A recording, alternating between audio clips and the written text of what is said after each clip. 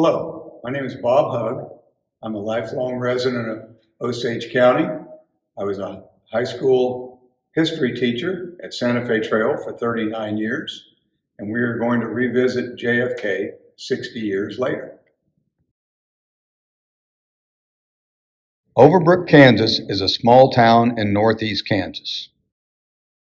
It was founded in 1886 when two locals, William T. Kaufman and Jasper B. Fairchild, each donated 30 acres. The town was built along the ruts of the Santa Fe Trail. At first glance, there is nothing remarkable to be found here, but anyone who has visited this corner of Osage County remembers the town's slogan, "Don't overlook Overbrook," which is painted on a building as you pass by on Highway 56. The town that slowly took shape here stubbornly held on to its independence, resisting becoming incorporated until 1948. That meant until that time, the town had not been able to form a city government, elect a mayor, or employ a police force. By 1963, Overbrook had a population of 509 people. The city was home to 2 banks, 3 farm implement stores, 2 grocery stores, a pharmacy, 2 hardware stores, and a doctor's office that had opened the previous decade when the town took it upon itself to attract and support a doctor's move to a new clinic on Main Street. In 1963, Dr. James Rubel's new home was part of the town's expansion to the west. A swimming pool had just been opened in 1961. With all the businesses on Main Street, Overbrook residents didn't have to go far for conveniences and supplies. On weekends, they could be found working the farmland or cheering on the Overbrook Gophers at sporting events at Overbrook Rural High School.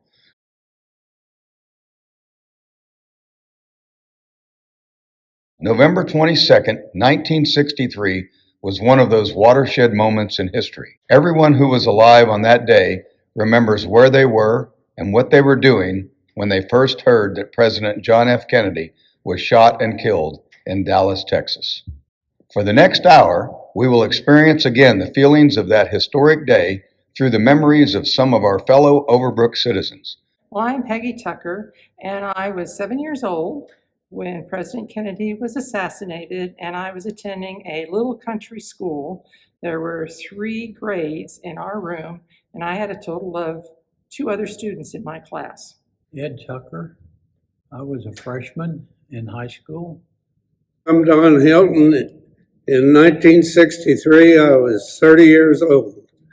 It was my 3rd year of working at the First Security Bank. Overbrook was completely different. In 1963, we had at least 3 implement dealers. We had 2 hardware stores, 2 lumber yards, 3 hardware stores. Right here where I'm standing was a GB Hard store, and you could come over here and buy about any item of clothing you wanted. And 1, 2, this was a grocery store right here. We had a grocery store, the IGA that Jack Fisher had across the street, and then Cliff O'Brien, Scoot O'Brien's dad, had the store down there where the watershed office is now, and he soon moved over where the laundromat is. I am Pam O'Brien. In 1963, November, I was a senior at Overbrook Rural High School, so I was on top of the world. Very, very busy I was class officer. We had our basketball, our football. I think I was a cheerleader. Bob, I was a cheerleader. And then I was making plans as to where I was going to go to college. And then just a real, I worked at the grocery store. My parents owned a grocery store. So I remember working in the grocery store. I had a paper route. There weren't that many town kids. So I had 3 girlfriends in town. And then my other close friends, Reba and Sue, were the country kids. So I remember that part of it, that there weren't that many kids in town. So I was a townie. And therefore, it was kind of fun because our country kids would, if there was a basketball game or a game that went late or an event, often the country kids would get to stay all night with us at our house. I'm Bob Greenfield. In 1963, I was a senior at Overbrook Rural High School. I was on the football team, and we had for the 2 years that I played halfback for the football team, we had successful seasons. I think we lost one game in 2 years. We were rated well in the state standings for our size of school. In fact, we had just been interviewed by the Capital Journal. It came down to interview some players and take pictures the week before we lost our only game, which was to Gardner, and we never did see anything in the paper about the team. So that was kind of a disappointment. But playing football was something that I remember. Had a lot of good friends that played, and one other friend of mine, John Cooper, and I would do a lot of hunting and fishing. So that, we would take our shotguns to school, leave them in our truck in the parking lot unlocked. Never worried about it. Nobody ever fussed with us. Never had any issues with that. And so we'd sometimes hunt before school. Sometimes we'd be a little late for school. Our moms would be able to clean our game if we didn't have time to do it before we went to school. So I'm sure they enjoyed that. And so anyway, we did a lot of outside activities. I lived in the country. I grew up with a dog as my best friend, and so was somewhat isolated until I started school. And even then, it was a little different than living out on the farm with my dog, Jimmy.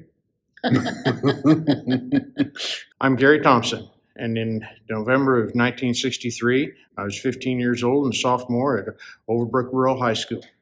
Not everything was perfect in the schools even back then.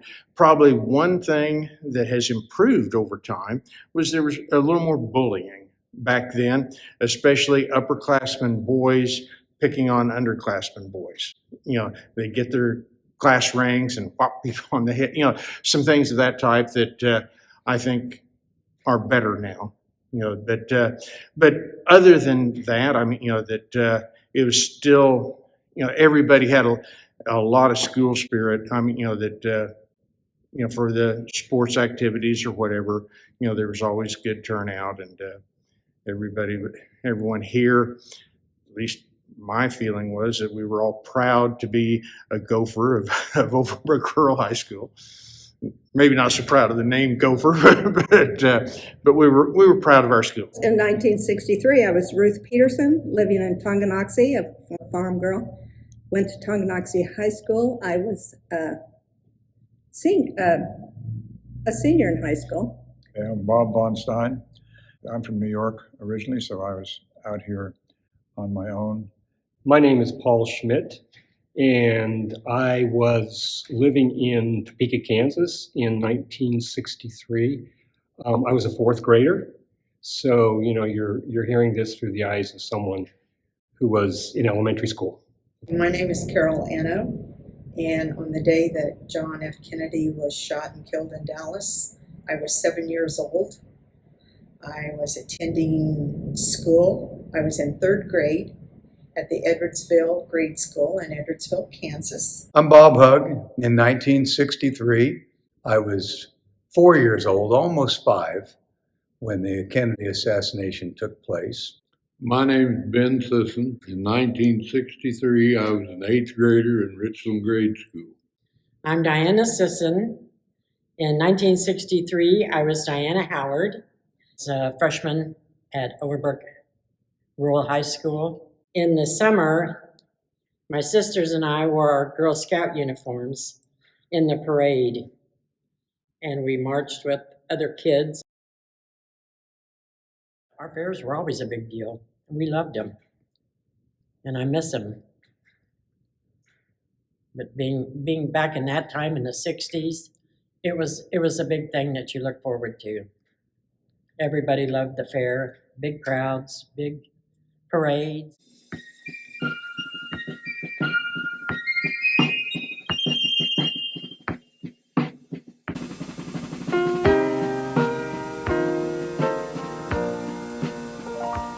Oh, beautiful for spacious skies, for amber waves of gray, for purple mountain majesties above the fruited plain.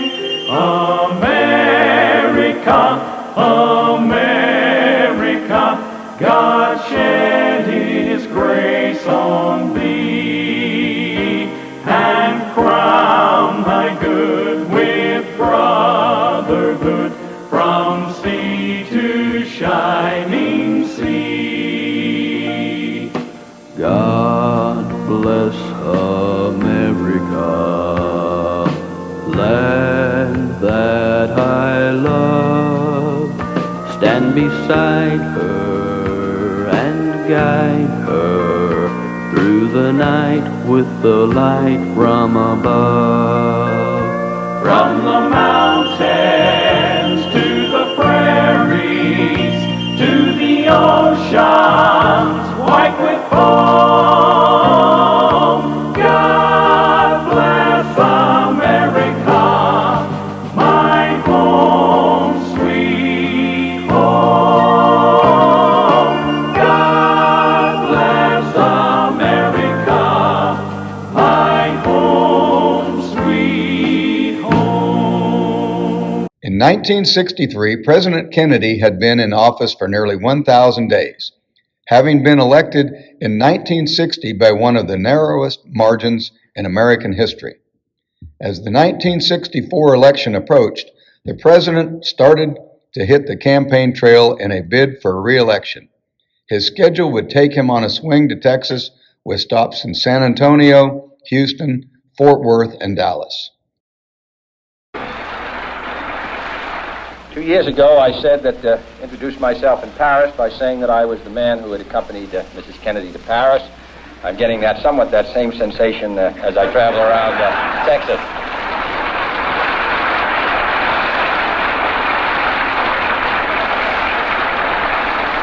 Nobody wonders what Lyndon and I wear.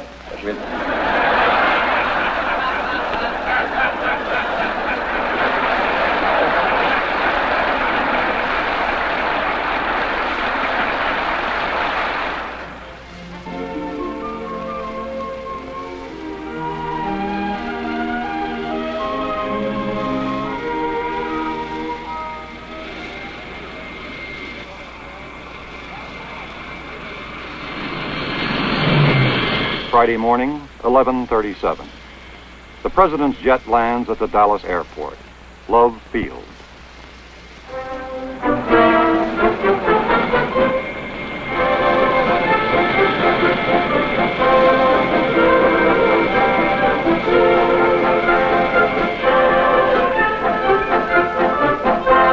Several thousand enthusiastic Texans are on hand to give the President and Mrs. Kennedy a warm welcome.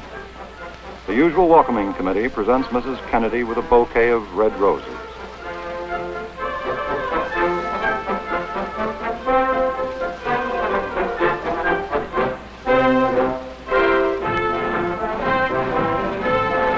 Although the President is running behind schedule, he pauses momentarily to shake a few hands.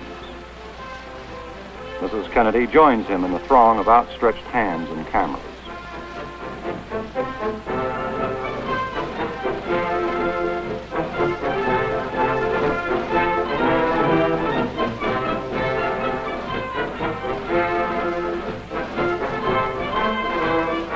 Friday, 10 minutes before noon.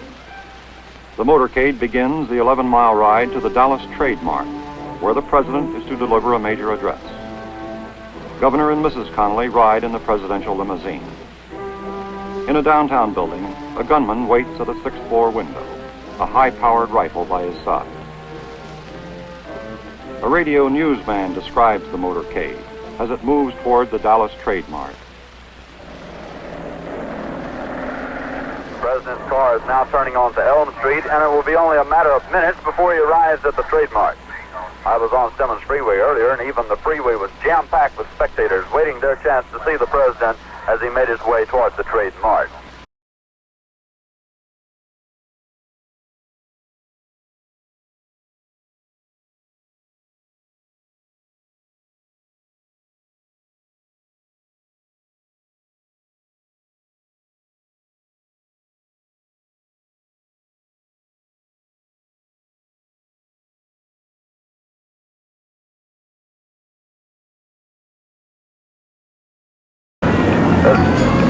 It appears as though something has happened in the motorcade route. Something, I repeat, has happened in the motorcade route. Stand by. The President's car is now going past me. The limousine is now traveling at a very high rate of speed. Secret Service men standing up in the limousine. They are armed with submachine guns. It appears as though someone in the limousine might have been hit by the gunfire. Parkland Hospital, there has been a shooting. Parkland Hospital has been advised to stand by for a severe gunshot wound. I repeat, a shooting in the motorcade in the downtown area. Parkland Hospital has been advised to stand by for a severe gunshot wound.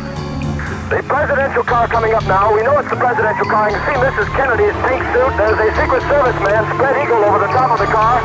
We understand Governor and Mrs. Connolly are in the car with President and Mrs. Kennedy. We can't see who has been hit, if anybody's been hit, but apparently something is wrong here. Something is terribly wrong. I'm in behind the motorcade trying to follow them. It looks as though they're going to Parkland Hospital. We're on the road to Parkland at this time. The Secret Service man is still spread eagle over whoever is in the car, the President and Mrs. Kennedy, and as we understand, Governor and Mrs. Connolly. At this point, it looks as though it could have been one or two or even all of the people within the car may have been the victims, may have been struck by shots. We don't know. Parkland Hospital in the distance. Now we're on Harry Hines Boulevard, following behind the motorcade. They're approaching the entrance now to Parkland Hospital, traveling at a high rate of speed. Shortly after 12:30 p.m. Central Time, the news of the shooting hit the news wires, and television broadcasts were interrupted to bring the world the first news. I was actually home on that day. It was Friday, and I was sick on the couch in the living room, where we lived in a small house on Winterwood Lane in Topeka. And I was just laying there kind of with tonsillitis, a bad case of it. And my mom, she was a soap opera fan. She watched As the World Turns every day faithfully. I remember being kind of rolling my eyes when it came on and I heard the music because, of course, I wanted to watch other stuff.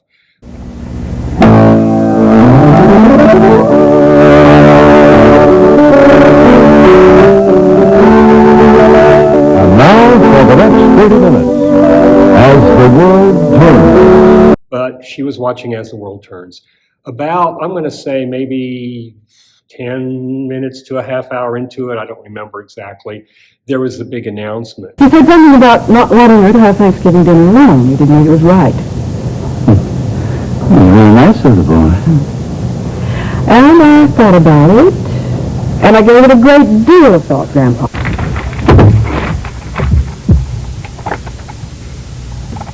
Here is a bulletin from CBS News. In Dallas, Texas, 3 shots were fired at President Kennedy's motorcade in downtown Dallas.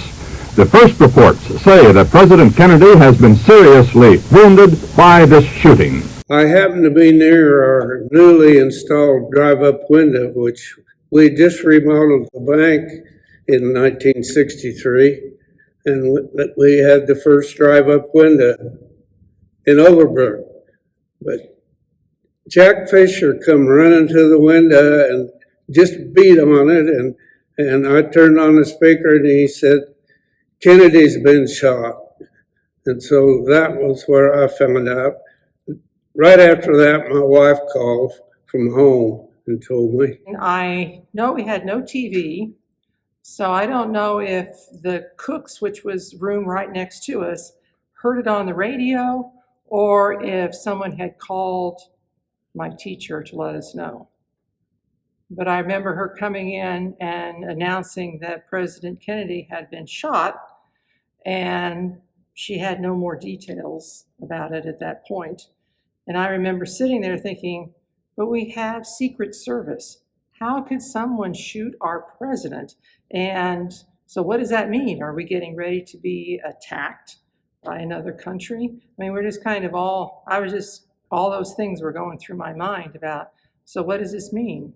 My mom really just kind of sat there quietly for a while, and I was watching both the announcement on CBS and I was watching her as well.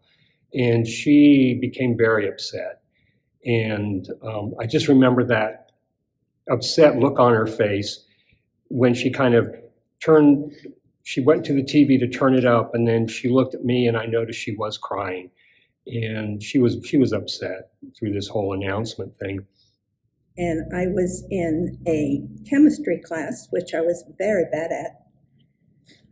And when he was shot, our teacher, who was an older man and a little bit different, announced it to the class that the president had been shot in the head. And this was like 2 hours before they said he was dead. He said, "He's dead. You don't have a shot in the head and live." Other than that, what I remember is everyone being upset. Everyone being upset. I was walking across the campus of Emporia State University when I first heard, and I heard because lots of people, especially the girls, walking across campus, they were crying, and I couldn't figure out why these people are crying on one side of the square and on the other side and all over, and I couldn't figure out what everybody would be crying about at the same time. And I asked someone, and they told me, and I didn't believe it. Didn't seem possible. I was in study hall with a good friend of mine, Leonard Atchison, who's also a student there at Overbrook Rural High School, and we were in study hall on the very top floor of the old building that is now apartments here in Overbrook. And it came over the intercom. At that time, we had an operating intercom system in the school building, and the principal came on the intercom and stated that President Kennedy had been shot. I remember being in a state of shock because I don't remember exactly where I was when I first heard the news. All I remember is ending up in the gym where members of our school were sauntering in slowly, everybody very quiet. And then our principal, Ralph Duncan, came into the room and made the announcement again. Our principal had come in and announced that our president had been shot. And I couldn't figure out how our president, Ron Skaggs, had been shot. So it took me a while to get that thought out of my head when our principal had come in and told us that it was the president of the United States. So then it kind of made sense it was the president, not Ron. There was some confusion that the principal, that does sound right now, that he did just say the president has been shot. And we were, but still confusion, but I mean, even that, whether it was Ron Skaggs, the student body president, or whoever, it was a very shocking type of news. And we was in our health class with Clark Hoy,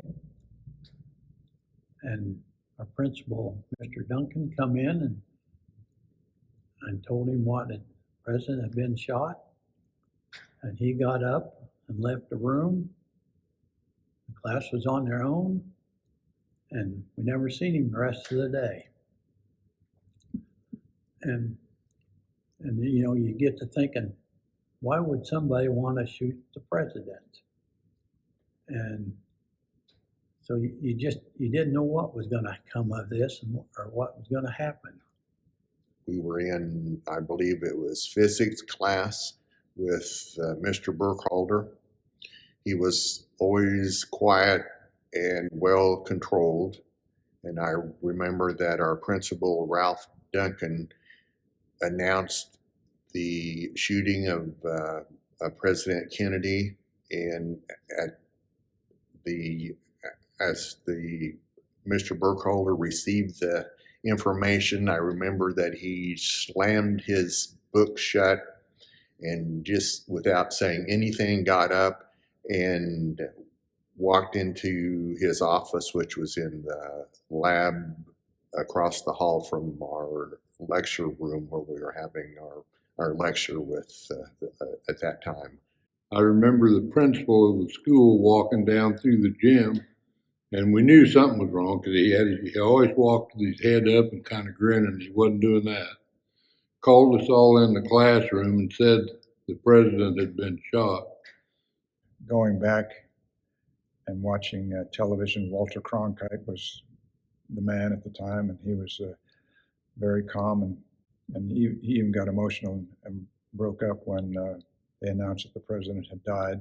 Do you remember the kind of the announcement when they broke into and I do remember Walter Cronkite, and he had huge plastic rimmed glasses. I remember that stands out and I remember he looked upset as he was, making the announcement.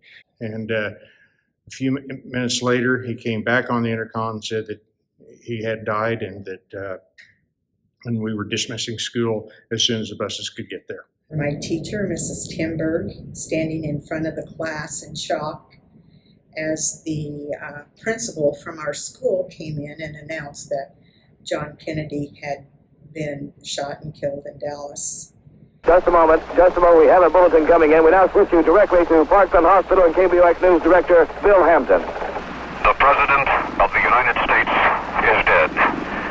I have just talked to Father Oscar Hubert of the Holy Trinity Catholic Church. He and another priest tell me that the pair of men have just administered the last rites of the Catholic Church to President Kennedy. President Kennedy has been assassinated. It's official now. The President is dead. Women here in shock, some fainted. Grown men, Secret Service men standing by the emergency room, tears streaming down their face. There's only one word to describe the picture here, and that's grief, and much of it. It's official. As of just a few moments ago, the President of the United States is dead. The building was as quiet as could be. It was just amazing how normally, high school building, there's always noise and chatter, and the building was just deathly quiet. I can remember it was just really, the school was silent. We had 1st through 8th grade in the school, and I remember going out into the hall, and it was just completely dead, and it was just unreal. I can remember I was sitting in the first row of seats, in the third one back from the teacher. I remember my teacher had on a blue dress that day.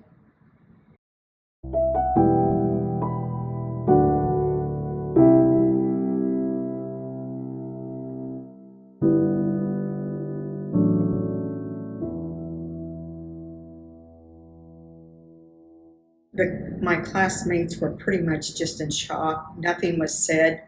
I do remember the principal. You could tell that he was pretty upset. He was still had his composure, and knew that he had to be what he had to be in front of all of us young kids. But you could really tell that it had affected him. It was a shock. I remember people couldn't believe it, and there were all sorts of guesses to what happened and why it happened, and nobody knew, and that was part of, I think, the panic, the fact that things like that don't happen in this country. It's other countries that they shoot the president or do some terrible things. And from there on, it was chaos. We didn't have a TV at the bank, and we didn't even have a radio. But soon after that, we got a call from the Treasury. We were a First National Bank at that time, a national bank. We got an order from the Treasury Department to close the bank and stay closed until further notice. So we closed in the middle of the afternoon on Friday, and back then we were open on Saturdays all day. And so we were closed Friday afternoon, Saturday, all day Monday. And then we got to order we could open back up on Tuesday morning. And it was chaos. And I can't remember if they showed, what pictures they showed then on television, what they had compared to the Zapruder film and all of the clickety-click, frame by frame by frame. And then the theories that went on and how many shooters and where it happened, and showing pictures of the building and what the person might have been doing, why he was there, and where he was from. And it was all like a movie, except you were part of it. You were in the middle of it. And school was soon dismissed, and the buses pulled up and we all left. I got home, and my parents didn't understand why I was getting home early, what was going on. I told them, and they turned on the television, and then for about a week, that's all that was on the television, and people watched it. Sue Ingersoll wrote about the events of the day in her column, Sue's Schooltime Scoops, which was published in the Overbrook Citizen newspaper. She was quoted as saying, "As the tragedy of the president's death was announced from room to room, each class reacted with the same disbelief and shock. During the first few minutes that followed, radios appeared and students assembled in small huddles in the classrooms. It seemed impossible to conduct classes, so school was dismissed early. A bleak silence, broken only by low tones and whispers, descended as 130 students filed from Overbrook High School." We stayed in school for the rest of the day. I don't remember what we did or anything, but I do remember we did not get out early. I'm not even sure if school was canceled, because what I remember next was being at home in my living room, glued to Walter Cronkite and the history of what had happened that day and the ongoing event up to the announcement when he was finally, we were told that he had been assassinated and had died. I called home, but I don't think I necessarily wanted to go home, because I don't think anything would have changed. I would have been around familiar faces and family and friends, but I don't think anything else would have changed. I didn't feel isolated or in trouble because I was a long way from home. But when I got home, everybody, you could tell they'd heard, because they were all real quiet, solemn, and just kind of sitting around. Mom said something about, well, what'll happen next? And lo and behold, there was plenty going to happen next. It just took a day or two for it to unfold. So. Not much was said about it at home. I think my mom and dad wanted to kind of shield us from that. Other than that, I can just remember the news was constantly running the news clip of the limo going down the street and what happened as. Well, I don't remember. I don't think we dismissed school early, because the parents had to come and pick us up. We had no buses. So I think we just waited in the school until the regular time for us to leave. And then my mom was the person that always came and picked us up. So of course we had questions with her when we got into the car, and she was kind of in shock too. She didn't really know what to tell us at all. I had come home, and Mom was out in the garage, sweeping out the garage and crying, so I knew what was going on when I heard that it was the president, because Mom really liked him. She was very pleased with him and liked everything, liked the Kennedys, and so I knew she was a Democrat, but she really liked the president. And I broke the news to my parents, and again, it was just a look of shock, and are you sure? And I said yes, and so immediately that was the quickest way to get news, was to turn the television on, and that immediately verified to them. But again, it was just a look of shock, because the first thing was they wondered, well, why are you home early? And just curious. And I told them, and it was almost disbelief in their eyes at first, and then turned the TV on and saw what was going on. And, when they announced that he was gone and that President Johnson was going to be then sworn in as our next president, I remember that very. At 2:38 p.m. Central, Lyndon Johnson takes the oath of office on board Air Force One at Dallas's Love Field Airport with his wife, Lady Bird, and Mrs. Kennedy at his side. I do solemnly swear that I will faithfully execute the office of President of the United States and will to the best of my ability preserve, protect, defend the Constitution of the United States. And help me God. Lyndon Johnson stepped in, and when they swore him in on the plane, that was impressive, and he was very calm, and he showed real leadership at the time, and that's probably what helped the country settle down and regain its footing a little bit, because he was such a good leader at the time for that point in our history. The day of the assassination, Merle Venable, he was a longtime football coach at Baldwin, but before he was at Baldwin, he was a football coach at Carbondale High School. My dad was on the school board then, and so somehow they had gained a friendship. And so Merle Venable was at he and his wife Janet visited our home that night. And as a kid, I don't really know what's going on, except I was moved by the fact that Merle Venable, he was a very large man and larger than life figure, but he was sitting on our living room couch and he was crying. He was weeping that the president had been assassinated. I'd never seen a grown man cry before, and here's this big giant of a man, and I couldn't really capture what was happening, but I knew something serious was going on to see a man cry like that. So, and I have to be honest, at my age and my maturational level, I wasn't quite processing all of this, like other people might. I didn't feel any one way or the other. I just knew something big was happening and something that upset my mother very much. Both my mom and dad were Democrats and strong supporters of President Kennedy. And, there's a lot of excitement and, in our home and everywhere else about how it's possible that we could have, a young president like that. It was kind of exciting. But I just remember being really upset, or my mother being really upset. And then for some reason, I remember my sister, who's 4 years older than I, came home. And I remember we went for a walk kind of around the block. And she kind of explained to me, or she was talking aloud because she was a big Jackie Kennedy fan.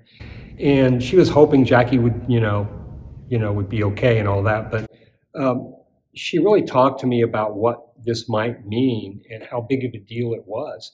And we really had a pretty good discussion. And I kind of appreciated that because she kind of opened it up to me on what was going on, and I could kind of at least sort of process it. And I remember watching TV that night and, seeing the recap of the shots and all the commotion and such, and not knowing exactly who had been shot or, if Mrs. Kennedy had been hit or any of the other details at all. But I just know we just kept watching to get more details as the night went on that they unfolded.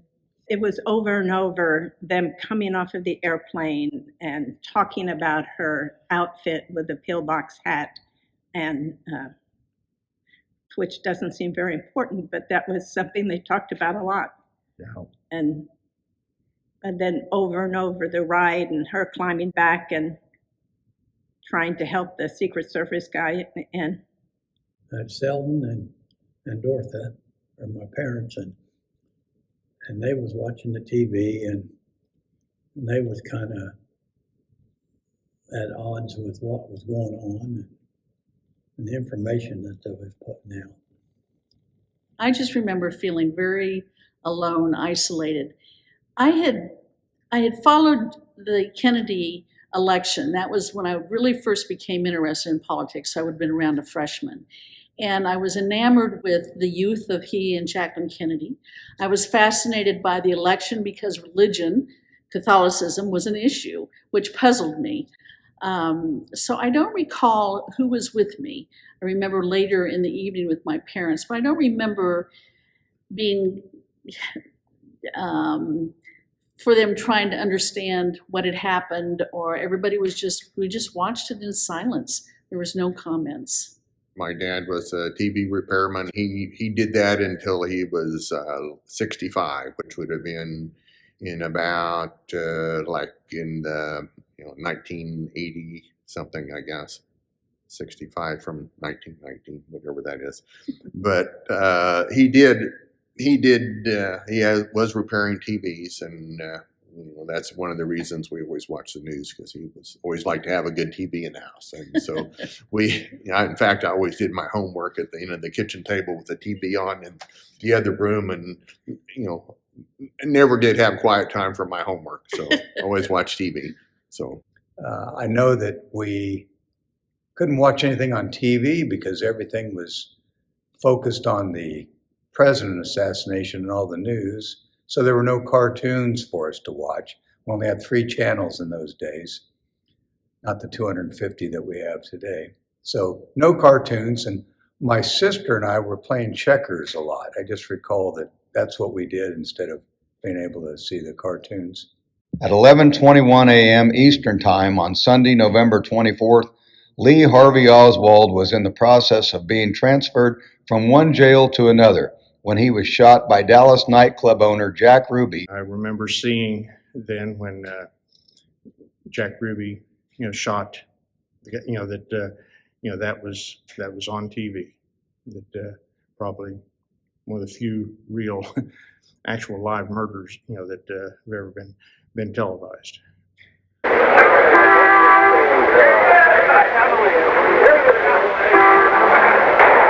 Basement floor of the Dallas City Hall, and that's a scuffle on the basement floor. It seems to concern photographers. He has been shot. Oswald has been shot. I think it was live when I saw it, when Ruby shot Oswald, and they had all of the guards around him. Yeah, the crowded hallway, and he just walks right up to him.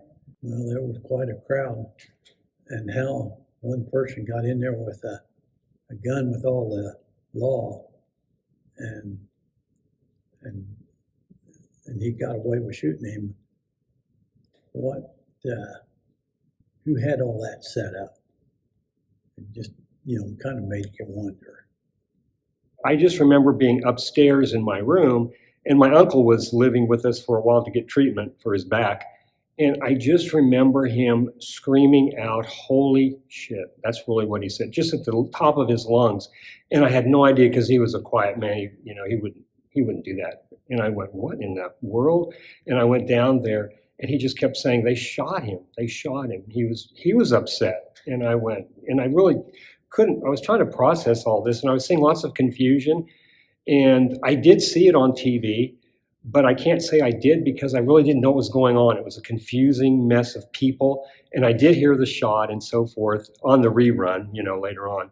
But I was just, and that really kind of tipped the scale in terms of got people talking about just what is going on in this world, in this country. And that's the image. I do remember watching that, black and white, on the other television in our house. But they played that so many times, and I wonder if it wouldn't have been better for the country if they'd put him up and made him talk about something. He was a link to why it happened. And to me, that made it seem even more so that it was a Hollywood movie when you're seeing all of this happen, because I can remember seeing it.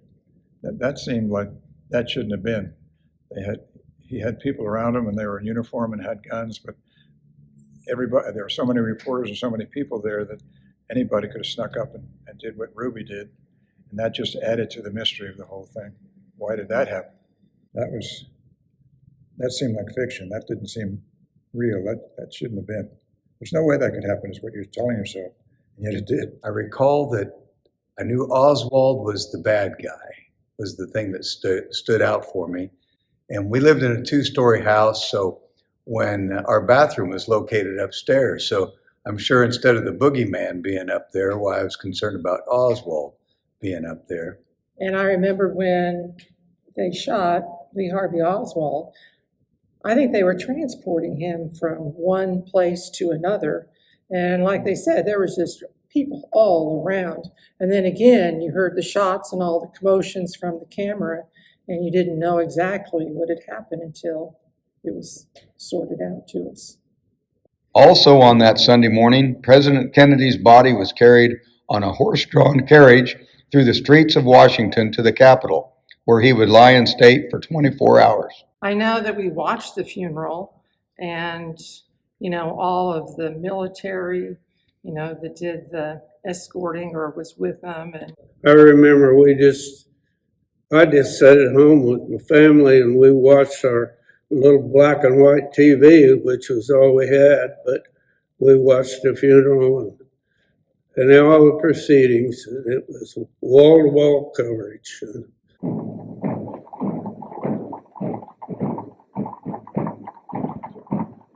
Oh, I remember those little kids walking with Jacqueline and behind the horse carriage. I'll never forget that.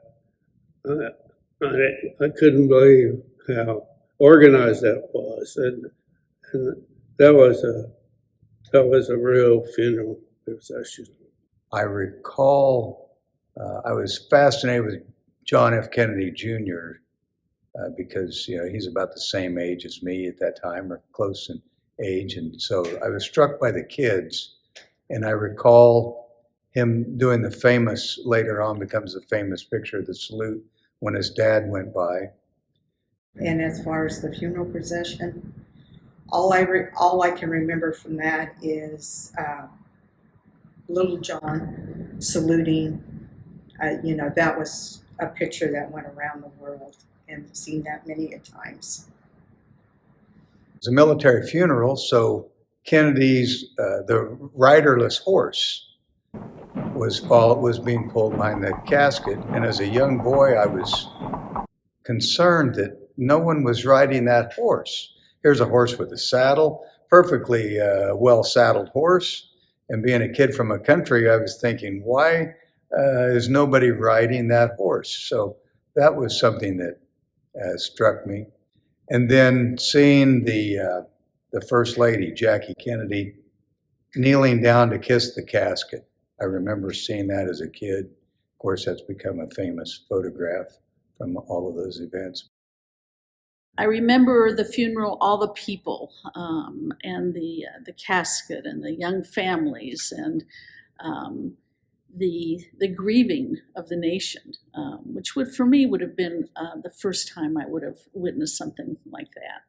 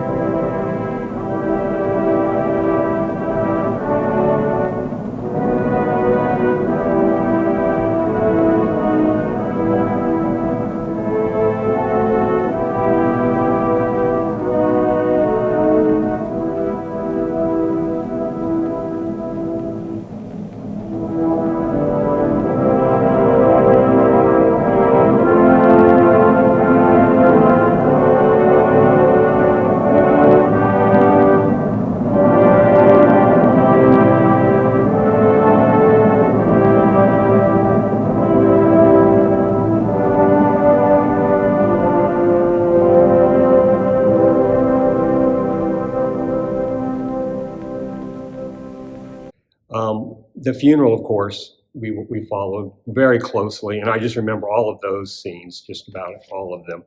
And by this time, everybody was gathered around the TV and watching it. On Monday, November 25th, the world bid farewell to John F. Kennedy with a state funeral that included a march through the streets of Washington, a funeral mass at St. Matthew's Cathedral, and burial in Arlington National Cemetery.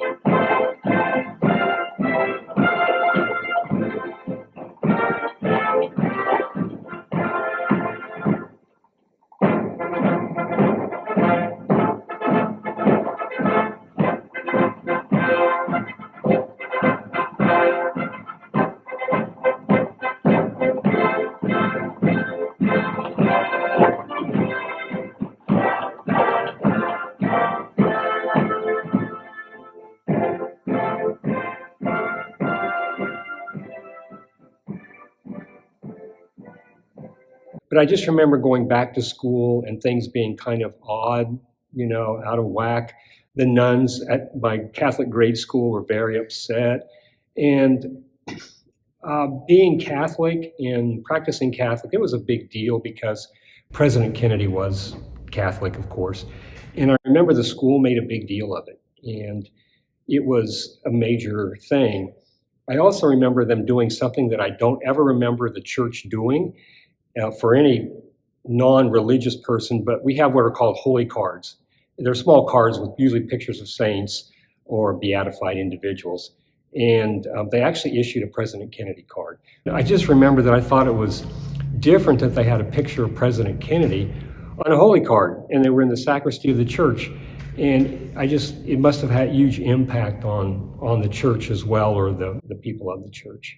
In the spring of 1964, the staff of Overbrook Rural High School's Gopher Yearbook created a special dedication page in memory of President Kennedy. Kennedy's the first president I ever voted for. I had never voted. I'd been in the service, and I just never got involved. I was old enough to vote for Eisenhower, but I didn't.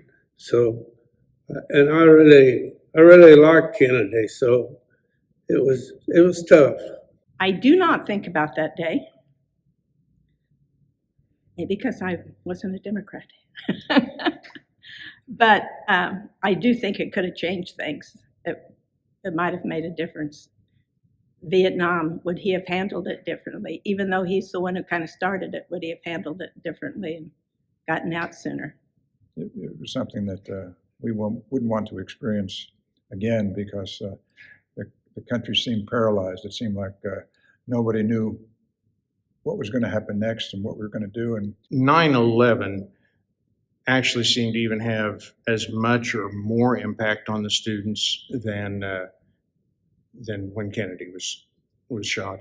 That when the news came about plane hitting one of the towers, principal came to my room. I'm not certain how the principal heard it, but he came to my room. Now this was in the newer building here in Overbrook. But anyway, he came and said, "Well, it's up to you how you want to let the kids know." Well, at that time, every classroom, as far as middle school age, had a TV. That it was because there was service called Channel One that we could get news and the like, and it was possible. I had a way, of changing some wiring up, on the antenna, and I could get local, Topeka station with it. And so principal told me that, and I just went in and got up and changed that and turned the TV on. The kids were and then that came on, and again, I didn't have any discipline problems that day. I mean, kids just sat there quiet as could be. The bell rang for that class to end, and the kids, they were in my room, said, "Do we have to leave?" And I said, "No." And so we didn't change class periods for several hours. And that morning, that the kids just sat there glued to it, not saying a thing. That some of them even, there were a few tears shed. That they were just so. And then their concerns were, well, how safe are we here? That the kids were very concerned about their own safety.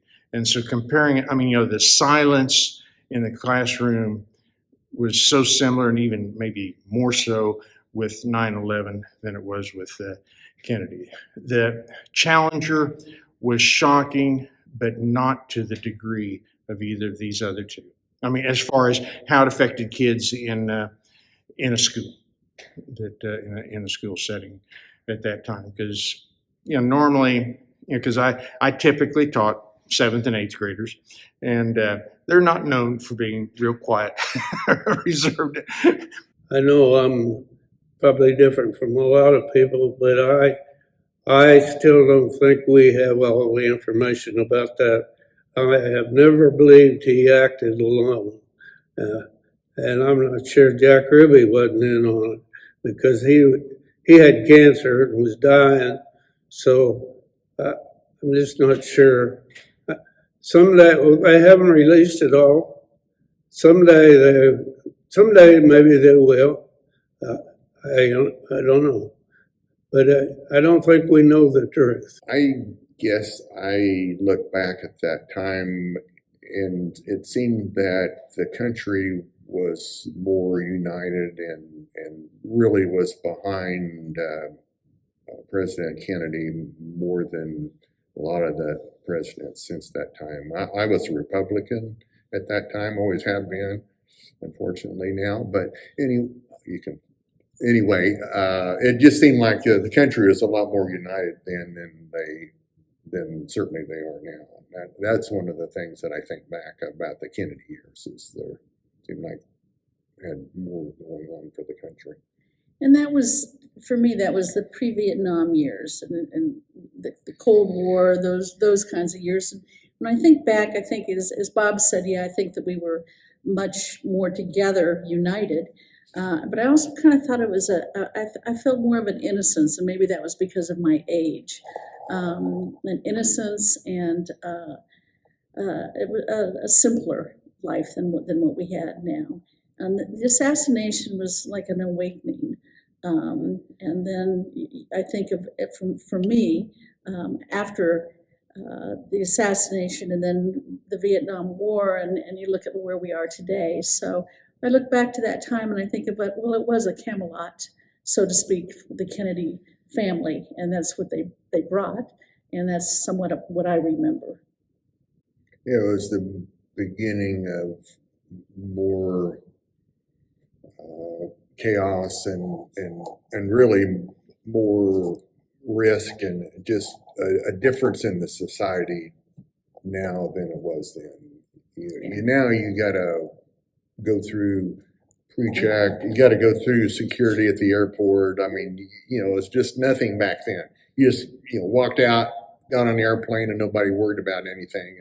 And now you have to worry about everything, it seems like. And at that time, there wasn't anything like that. I didn't think globally. I thought of the United States. Yeah. How different we are today.